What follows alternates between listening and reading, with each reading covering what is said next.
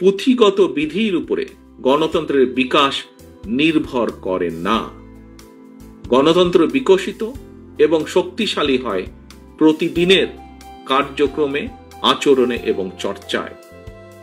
আমাদের মধ্যে অবশ্যই ভিন্ন মত, ভিন্ন পথ থাকবে, এটি গণতন্ত্রের সৌন্দর্য। তবে আমাদের উদ্দেশ্য এক এবং অভিন্ন।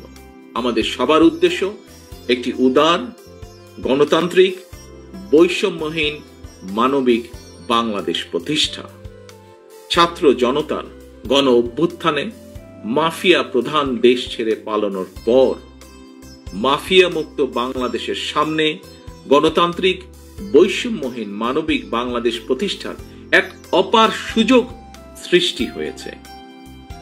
পলাতক স্বৈরাচার এবং তাদের দোসরদের ষড়যন্ত্র কিংবা বাংলাদেশের পক্ষের গণতান্ত্রিক শক্তির মধ্যে অযাচিত ভুল বোঝাবুঝির কারণে যাতে একটি গণতান্ত্রিক, বৈষম্যহীন, মানবিক বাংলাদেশ প্রতিষ্ঠার সুযোগ এবং সম্ভাবনা হুমকির বা সম্মুখীন না হয়, এ ব্যাপারে আমাদের সবাইকে অত্যন্ত সতর্ক থাকতে হবে।